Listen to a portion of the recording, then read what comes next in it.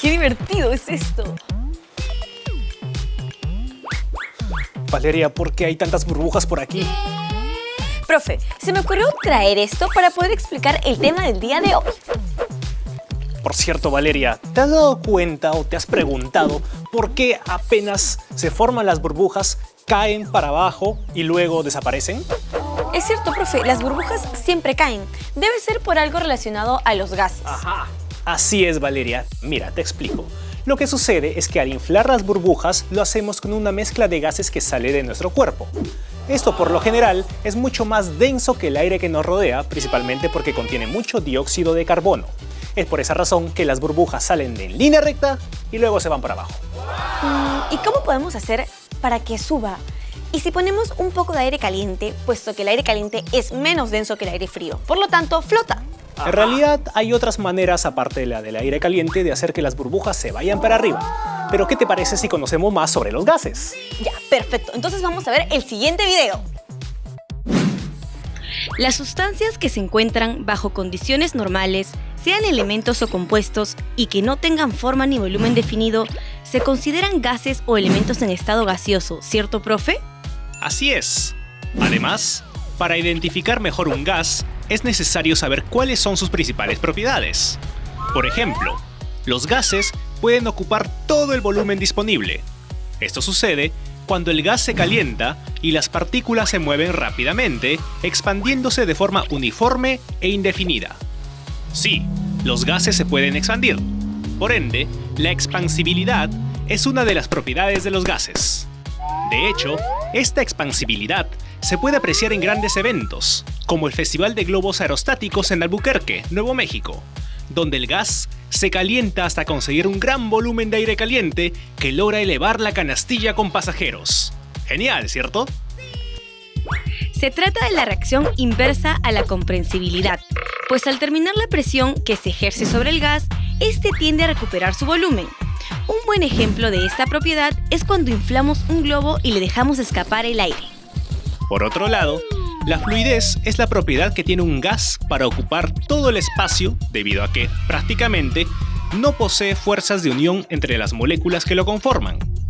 Por ejemplo, los globos inflados en forma de corazones, animales, superhéroes y dibujos animados, y entre otros. En cambio, la propiedad de la comprensibilidad quiere decir que los gases son fáciles de comprimir o disminuir su volumen por efecto de ligera presión. Esto ocurre porque las partículas están dispersas y existe espacio entre ellas. Entonces, cuando se presionan, estas partículas pueden juntarse reduciendo drásticamente su volumen. Por ejemplo, si aplastas ligeramente con tus manos un globo pensil un poco desinflado, verás que volverá a su estado normal. Otra propiedad importante de los gases es la difusión, donde las moléculas de un gas se trasladan a través de otro cuerpo material, que puede encontrarse en estado sólido, líquido o gaseoso.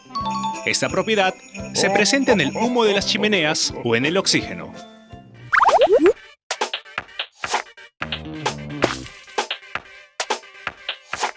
Valeria, qué bueno que llegaste. Quiero explicarte a detalle algunas de las variables de los gases.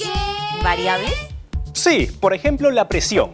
Mira, acá tengo una jarra con agua. Mira, es una jarra que tiene agua. También tenemos un vaso con aire. Sí. Ahora, Valeria, por favor, ayúdame y coloca este papel dentro de este vaso de tal forma que no se caiga cuando lo invertimos. Ajá. A ver, ¿así, profe? Claro, ¿Más chiquito?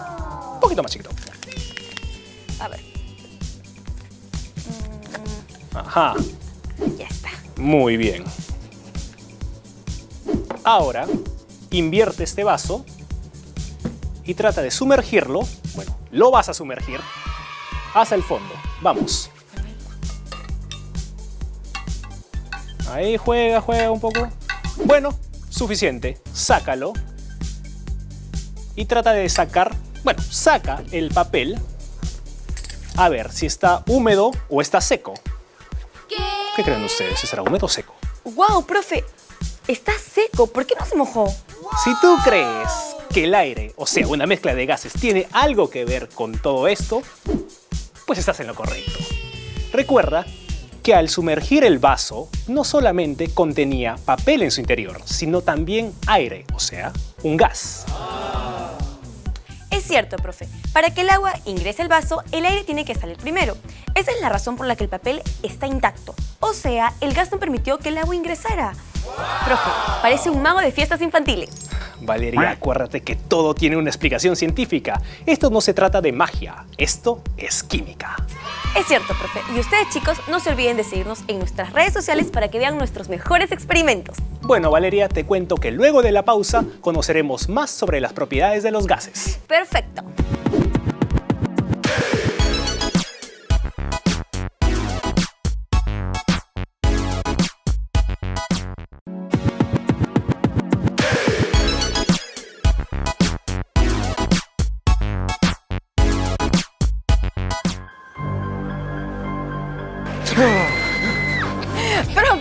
Profe, no sabe. Estuve pensando en cuáles son los factores que determinan el estado gaseoso.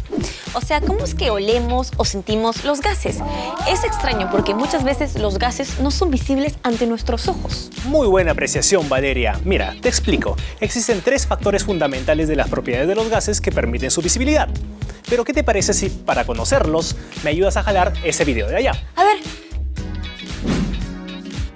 Existen 3 factores fundamentales de las propiedades de los gases: el volumen, la temperatura y la presión. Estas magnitudes nos permiten ver, sentir y oler a los gases para saber si existen. Por ejemplo, aunque no lo parezca, los gases se presentan a la hora de respirar o hablar.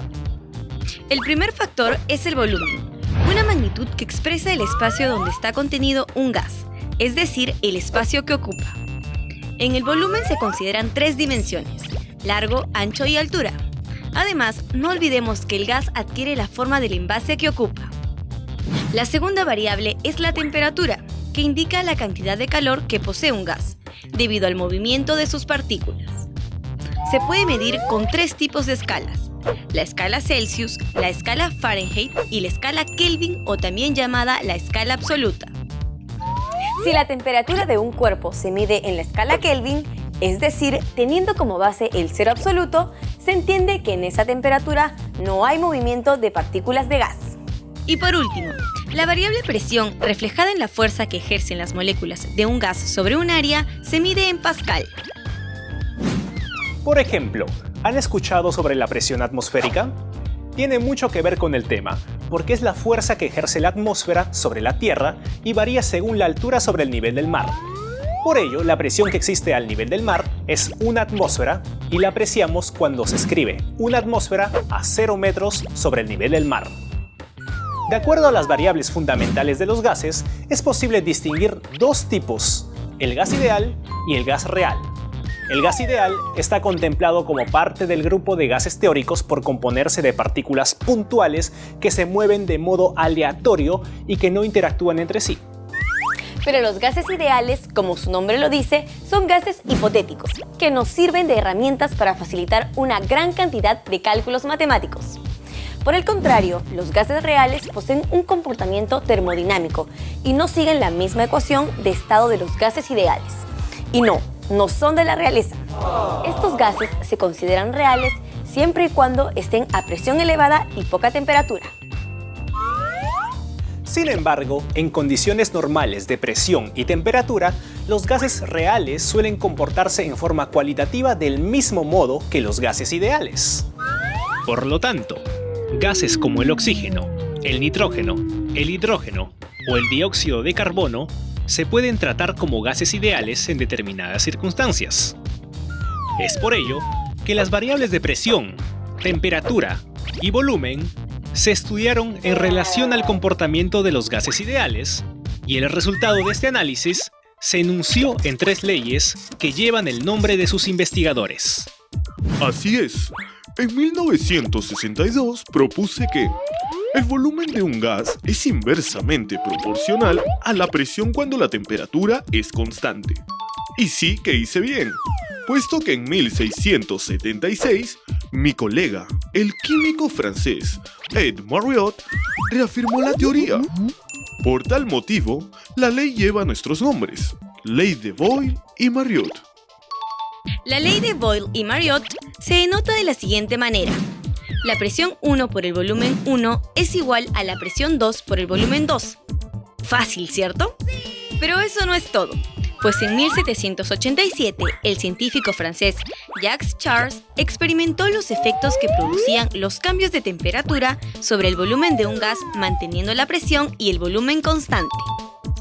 Después de constantes observaciones, propuse que el volumen de un gas es directamente proporcional a la temperatura absoluta, cuando la presión y el número de moles permanece constante. La ley de nuestro amigo Jacques Charles nos dice que si a una determinada masa de gas se le aplica calor y se eleva su temperatura, esto provocará que las partículas se muevan más rápido. Por ende, la presión dentro del recipiente aumenta. La ley se denota a través de la siguiente ecuación. V1 sobre T1 igual V2 sobre T2, en donde V1 y T1 son el volumen y temperatura inicial, mientras que V2 y T2 son el volumen y temperatura final. Por favor, no olvides mi contribución. En 1802 expuse mis resultados sobre los volúmenes constantes, concluyendo que a un volumen constante, la presión de una masa fija de un gas es directamente proporcional a la temperatura en kelvins. Es cierto, gracias a usted sabemos que al aumentar la temperatura, las moléculas del gas se mueven más rápido. Por lo tanto, aumenta la presión, ya que el recipiente es de paredes fijas y su volumen no puede cambiar. Esta ley se denota de la siguiente manera. La presión 1 entre la temperatura 1 es igual a la presión 2 sobre la temperatura 2. Ahora que conocemos todas las leyes que involucran a las variables temperatura, presión y volumen, podemos denotar la fórmula universal de los gases ideales. Esta se utiliza en cálculos donde los tres factores se encuentran involucrados, además de una constante de proporcionalidad que se denomina R. En conclusión, cuando todas las leyes se combinan en una sola ecuación, se obtiene la denominada ecuación universal de los gases ideales, donde P por V es igual a N por R por T. La presión por el volumen es igual a la cantidad de moles de un gas ideal, N, por la constante de proporcionalidad, R, por la temperatura. También debemos tener en cuenta que el valor numérico de R dependerá de las unidades en las que se trabajen las otras variables, como la presión, la temperatura, el volumen y la cantidad de moles. En consecuencia, debemos tener cuidado al elegir el valor de R, que corresponda a los cálculos que estamos realizando. Así tenemos 1. Si utilizamos unidades en atmósferas, R es igual a 0,082 atmósferas por litro entre mol por kilogramo. 2. Si utilizamos unidades en milímetros de mercurio, R es igual a 62,4 milímetros de mercurio por litro entre mol por kilogramo. 3. Por último, si utilizamos unidades en julios, R es igual a 8,314 julios entre mol por kilogramos. Es importante conocer todas las variables para calcular, por ejemplo, el siguiente enunciado. Buscar la presión de 8.8 gramos de dióxido de carbono a 27 grados Celsius en un recipiente con volumen de 1230 centímetros cúbicos, donde el peso atómico del carbono es 12 y del oxígeno es 16. Solución. Primero, encontramos la masa molar del dióxido de carbono, CO2. CO2 es igual a 12 más 2 por 16 igual 44.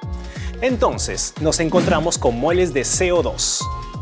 N igual 8.8 entre 44. Nos da 0,2 moles. Segundo, debemos convertir la temperatura de 0 grados centígrados a grados Kelvin y el volumen de centímetros cúbicos a litros. Temperatura igual 27 más 273 igual 300 grados Kelvin.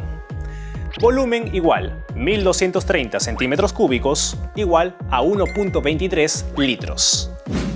Por último, usamos la ecuación universal de los gases ideales para calcular la presión. La presión por el volumen es igual a la cantidad de moles de un gas ideal por la constante de proporcionalidad por la temperatura.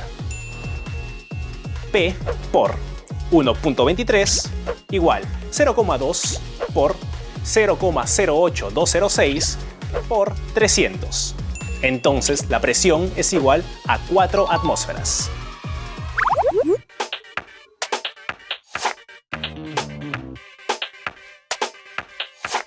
Y dime, Valeria, ¿ya estás lista para el Kimi Challenge de hoy? Justo le iba a preguntar lo mismo, profe. Ya quiero saber cuál es la pregunta. Perfecto, ahí les va. ¿A qué grupo de gases pertenecen el oxígeno y el nitrógeno en determinadas condiciones? A. Gases reales. B. Gases ideales. O C. Gases irreales. Ay, profe, ya sé cuál es la... Tranquila, Valeria, tranquila. ¿Qué te parece si me da la respuesta luego de las curiosidades? Está bien, profe. Voy a checar mis apuntes.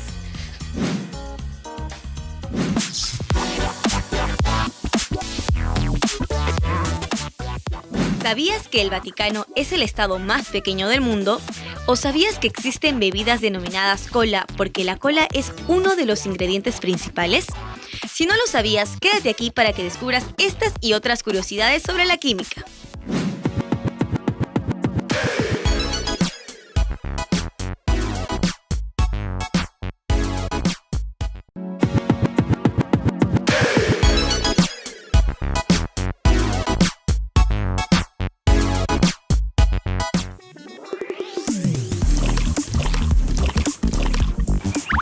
Hola chicos, bienvenidos una vez más a mi espacio para curiosear sobre el infinito y más allá.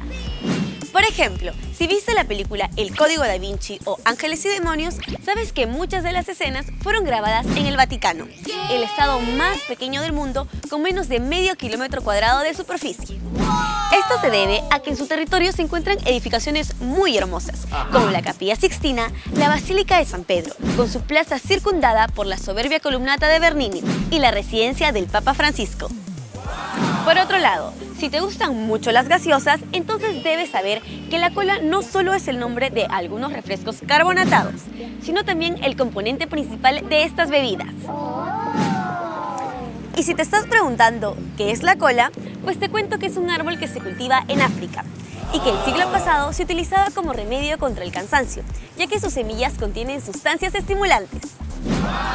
Sin embargo, con el paso del tiempo, los expertos descubrieron que las sustancias estimulantes de la cola contienen altas cantidades de cafeína junto con pequeñas cantidades de teobromina. Esta última está presente en la cáscara del cacao. Bueno chicos, esto ha sido todo por hoy, pero si les gustaron estos datos curiosos, entonces no pueden perderse el próximo programa del curso de Química de CTA de tercero de secundaria.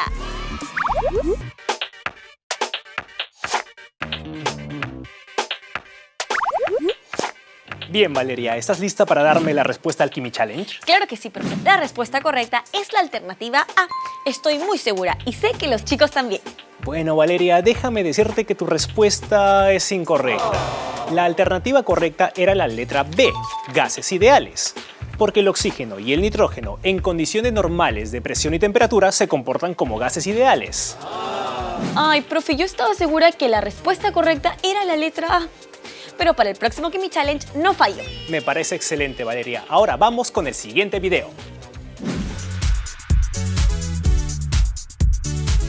En el capítulo de hoy estudiamos las principales propiedades de los gases, como la expansibilidad, que permite que los gases puedan ocupar todo el volumen disponible. Esto ocurre siempre y cuando el gas se caliente, ocasionando que las partículas se muevan muy rápido y así logren expandirse uniformemente.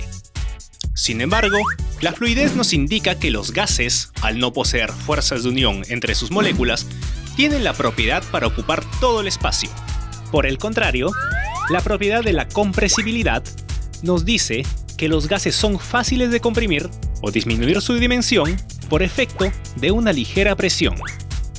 Por último, la propiedad de la difusión, donde las moléculas de un gas se trasladan a través de otro cuerpo material, sin importar que éste sea sólido, líquido o gas. Por consiguiente, existen 3 factores fundamentales de las propiedades de los gases. Primero, el volumen, una magnitud que expresa el espacio donde está contenido un gas. Segundo, la temperatura, una variable que indica la cantidad de calor que posee un gas debido al movimiento de sus partículas. Y tercero, la presión, o la fuerza que ejercen las moléculas de un gas sobre un área. Estas se pueden medir en pascales. Como bien sabemos, un gas es una sustancia o mezcla de sustancias que se encuentran en estado gaseoso. Por ejemplo, el oxígeno, el hidrógeno, etc. Además, el volumen de los gases difiere del volumen de los sólidos y de los líquidos, porque cambia con suma facilidad cuando se ve afectado por los 3 factores. Gracias a que estos factores fueron estudiados con relación al comportamiento de los gases, se enunciaron 3 leyes que llevan los nombres de sus investigadores. Esas son la ley de Boyle y Marriott, la ley de Charles y la ley de Gay-Lussac. Por medio de estas leyes se dio a conocer, entre otras cosas, que en los gases ideales los choques entre moléculas son elásticos, mientras que un gas real puede asemejarse a un gas ideal siempre y cuando su temperatura sea mayor y su presión sea menor. Además, se concluyó en una ecuación universal de los gases ideales, que permite calcular cualquier variable de presión, temperatura y volumen teniendo en cuenta la magnitud que se utilice.